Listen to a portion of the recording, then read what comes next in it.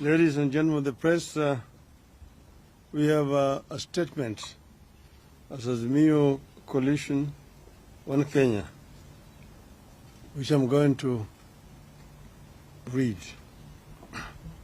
Today, Honorable William Samoei Ruto, my opponent in last year's presidential contest, has issued what I regard as an important statement.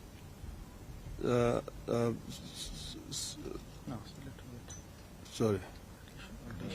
Down a bit, yeah. Yeah, it's okay. There you Yeah. are. Yeah, go slowly. Well, I'll begin again. Today, Honorable William Samoei Ruto, who was my opponent in the last year's elections, has issued what I regard as an important statement since the election. We have... One second. I think somebody should be doing it. It's okay. Finish. Just keep it. We have met... No, it's an end very fast. Yes. We have met and listened to a diverse group of Kenyans, including religious leaders from all faiths, about the crisis facing our country today. They have implored us to give dialogue, especially during these holy periods of Easter and Ramadan. It is in this context that we make this counter-offer to Hon. Ruto's call for dialogue. Mr. Ruto has asked me and Azimio to enter into a constitutional, open-ended and binding dialogue with this government to find a resolution to the issues that we in Azimio have raised about the last year's election and the key governance and cost of living issues facing our country. As Kenyans know, we disputed the 2022 election results declared by the then IBC chairman, Wafula Chebukati, and a minority of 2 commissioners against the express decision of a majority of 4 commissioners to reject those results. To our consternation, the Supreme Court unfortunately agreed with the IBC. We refuse to accept the ruling of the Supreme Court as biased and lacking in proper jurisprudence. Since then, we have widely consulted with the people of Kenya throughout the width and breadth of this great country of this great country of ours. We have held rallies and more recently demonstrations in Nairobi and elsewhere. We believe that the people of this country understand the danger we face as a country. In our view, elections are sacred because they must represent the true voice of the people. We have raised the key issues that we face as a country, including the electoral injustice, the cost of living, the legitimacy of the IBC, the opening of the server for a forensic audit, the savage attacks on media and innocent civilians by the police, and the viability of our democracy, including buying off of members of parliament. We have said that members of parliament, once elected in political parties, must carry that mandate for the rest of the life of that parliament. I believe that Kenya is today facing its worst crisis in decades, out of which we could recover or go the way of other failed states. As leaders, it is our responsibility in Azimio,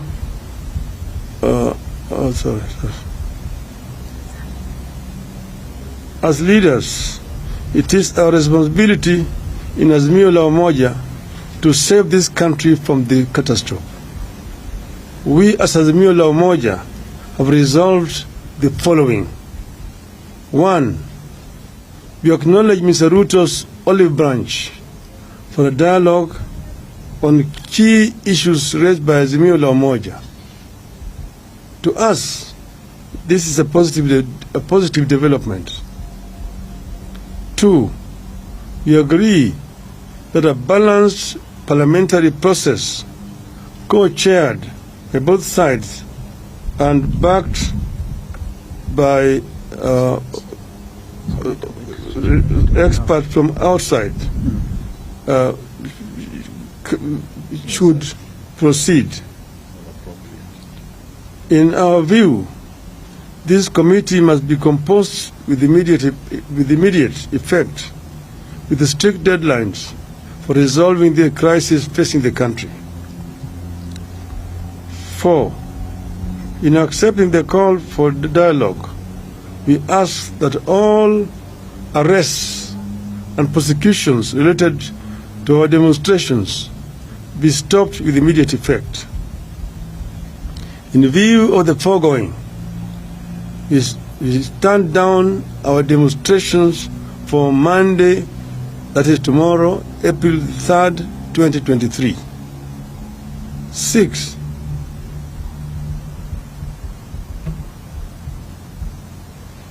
But in doing so, we want to emphasize that the right to assemble, to demonstrate, petition, and to speak are ironclad as provided for in our Constitution. 7. Therefore, we reserve our rights to call for demonstrations should this process not bear fruit. Should there be no meaningful engagement or response from Hon Ruto to our counter-offer, we resolve to resume our demonstrations after 1 week. We have said several times that demonstrations, picketing, processions, petitions are enshrined in our Constitution, and therefore they are not criminal. We have also said that we as Azimio have never organized criminals to vandalize businesses of innocent, hardworking Kenyans. This is the work of our distractors. Our distractors have all the times tried to show these demonstrations as being violent and aimed at destroying businesses of other people. We want them to desist from doing so. And we want to underscore the point that demonstrations are a fundamental right of each and every Kenyan. Therefore, we would like to see other organizations, particularly human rights organizations, stand out and condemn these heinous acts which have been committed by the state. There have also been excessive use of force by the police. Police officers are meant to keep law and order. But if you find a situation where police officers are using live bullets against unarmed civilians, it is of course basically a reckless police force which wants to cause life which they are supposed to protect. We actually protest in the strongest terms possible about this violation of the fundamental rights of our people. We say that we are ready to embrace dialogue and that we will engage as long as Mr. Ruto and his team are ready to engage. We as Azimio are ready because we want a peaceful resolution to the differences that we are having in this country. We want to strengthen our democracy. We want our election to have meaning, that how Kenyans vote is actually what is eventually announced by the Electoral Commission. And we have also said that we do not want to see the 4 commissioners who had said no to be sacrificed. We want those commissioners to be reinstated so that we can be able to move in as a country in a one and a united way. So we are ready as Azimio. I'm saying in conclusion, we were ready to engage.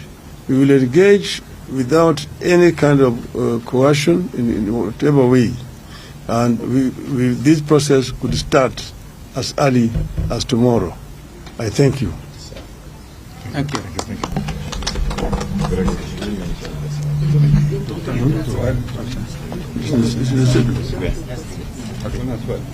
Yeah. There's any question?